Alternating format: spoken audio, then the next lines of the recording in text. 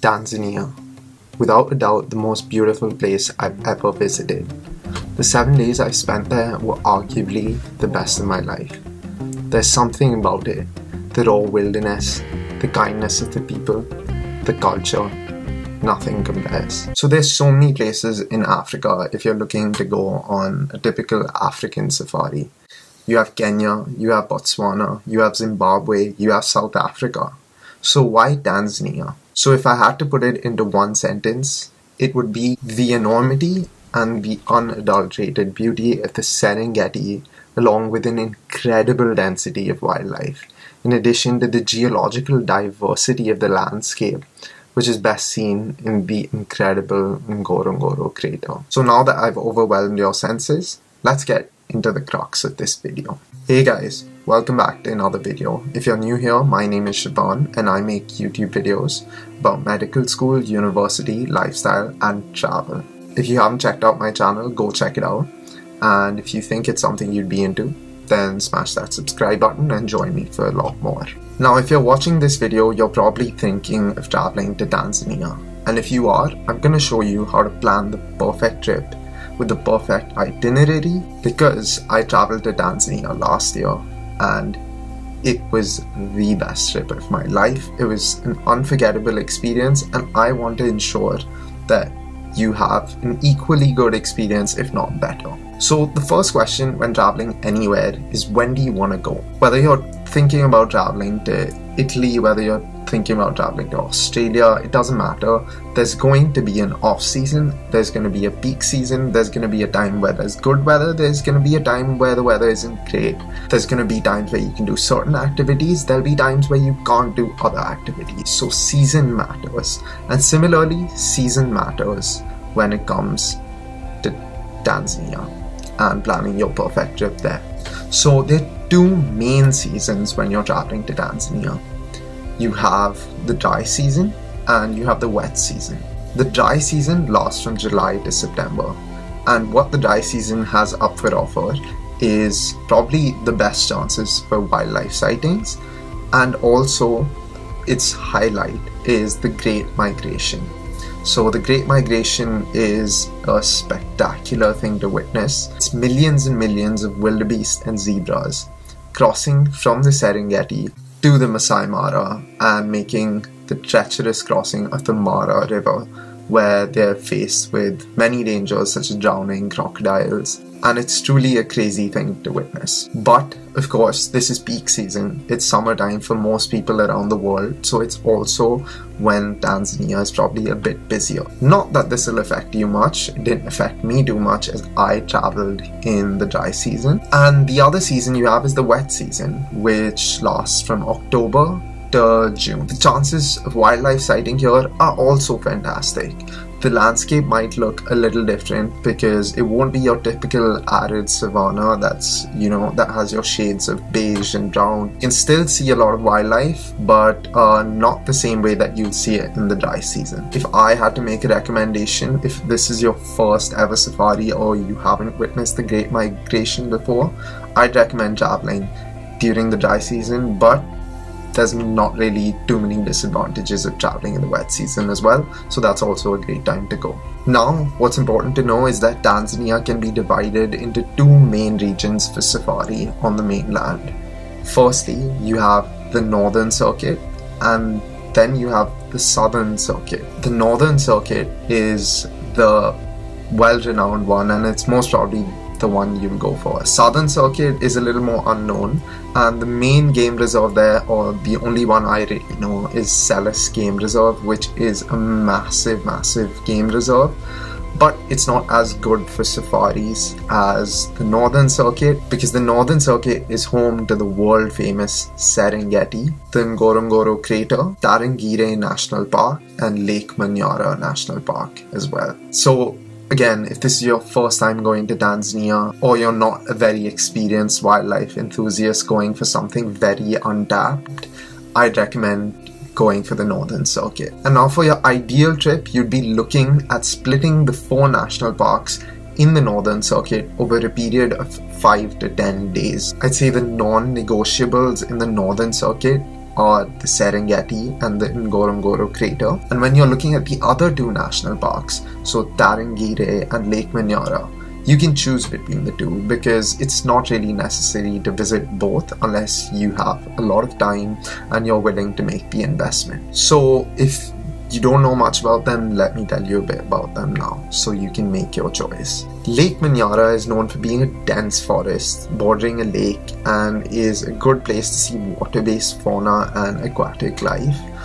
Although it's known for its tree climbing lions, the chance of spotting them on a day in Manyara is fairly low. It was the park that we left out on our trip to Tanzania. Tarangire, on the other hand, is known for being a more arid hybrid between bush and savanna with widespread baobab trees, and it's also known as the home of the elephants with over 6,000 elephants within the borders of the national park.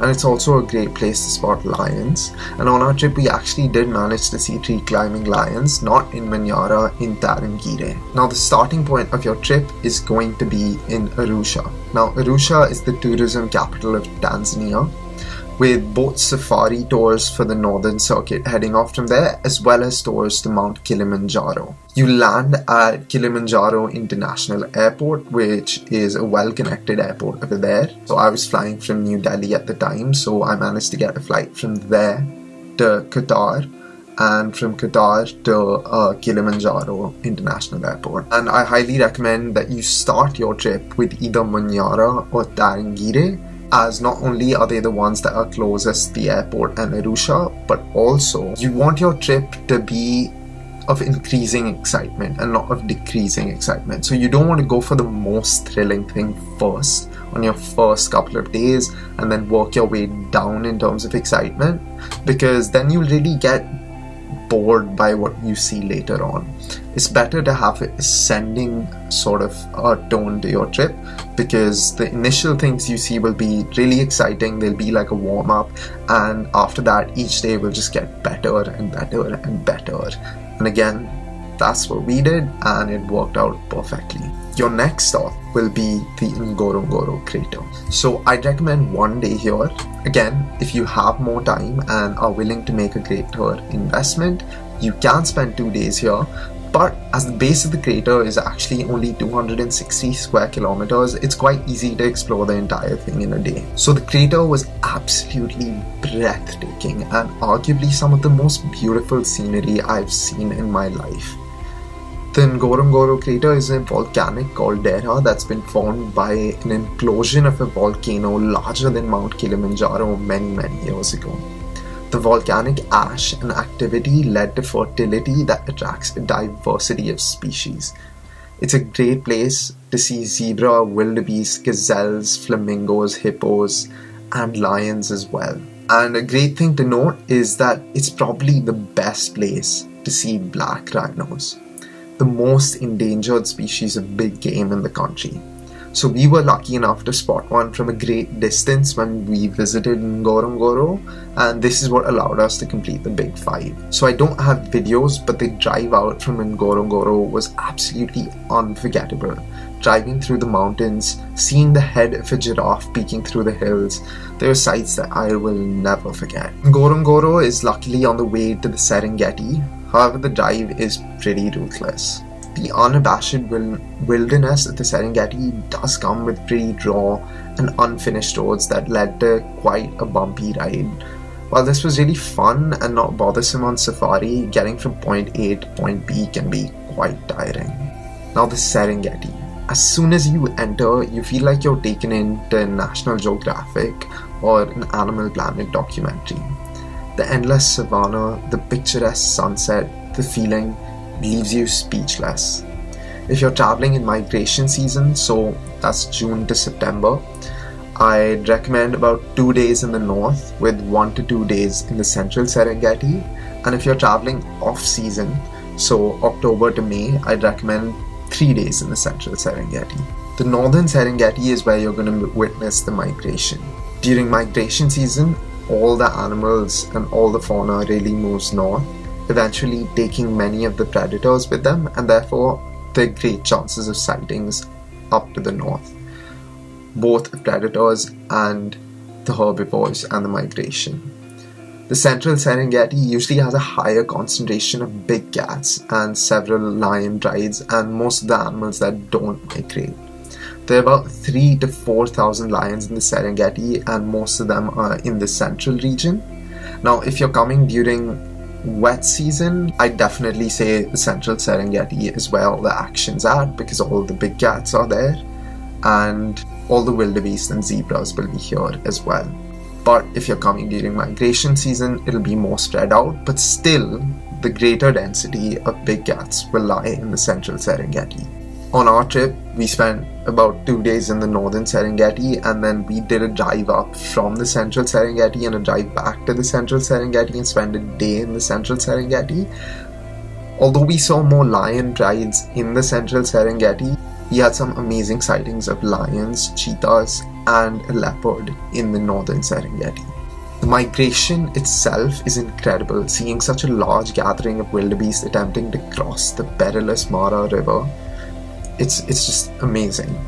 And if you spend long enough near the riverbank, you may be lucky enough to see a crocodile kill as well because they're just hanging around over there waiting for their chance to, nab one of the wildebeest. We had the chance to see that and it was really amazing. It's quite sad, but it is the truth of life, the cycle of life, because if that wildebeest didn't die, the crocodile may have. And the next morning, I can guarantee that you'll see the results of the carnage around the riverbank with carcasses and scavengers. Now from the Serengeti, you can make your way back to Arusha, which will be around a 4 to 5 hour journey. And something I recommend as well is making a visit to Maasai village on your way back, which will cost you around $50 to $100. This will happen around the Ngorongoro region, in which you'll see traditional dances and will get to see the Maasai way of living, including their schools, homes, traditions and much more. This was really interesting and like I said, we did it on our way back. As Maasai tribes are not allowed in the Serengeti, you'll have to do this in the Ngorongoro conservation area. Now some other optional experiences while you're in the Serengeti include a hot air balloon safari. Now we saw this happening and I have read a lot about it and seen some videos about it as well. It definitely allows you to experience and appreciate the Serengeti's landscapes and large herds on a more macroscopic level, but it's not really for close wildlife spotting. You won't be able to really see individual animals. Now for your safari on the northern circuit, the most important thing is going to be your tour operator and the safari operator you choose. I used Roy Safaris, that's the operator we chose for our tour, and I would highly recommend them because we had an excellent trip. It was seamless and I can't even think of one complaint we had, and we obviously had our excellent, amazing tour guide and driver Frank, who was so knowledgeable and so proactive, making sure we got all the best sightings and had the most comfortable trip. But any well-reviewed safari operator on TripAdvisor or any other renowned website should be good. Contact them and plan out your ideal itinerary. Like I said, around 5 to 10 days is an ideal duration. We went for 7 days, which we found to be perfect. But if you want to go for longer or shorter, you can manage that as well. Now, when it comes to costs, Tanzania is quite an expensive destination. Now, depending on the level of luxury you choose and the duration of your trip, it costs about $2,000 to $4,000 per person. It can cost more and it may be able to cost less. I'm not sure though. You really want to tailor it to what you want, but $2,000 to $4,000 per person is realistically what it's going to cost. This will be all inclusive, including your guide, including your vehicle, including all your hotels and not hotels, camps, and including your meals as well, so everything included other than your flights. And remember, the currency in Tanzania is shillings, but US dollars are widely accepted and that's what I'd recommend you use. So you need US dollars if you want to buy things at gift shops, in your camps, or you want to buy something when you go to the Maasai village, or you want to pay the Maasai village to actually go inside and visit it. So these are times where you use cash also to tip your safari guide. So yeah, keep the currency in mind.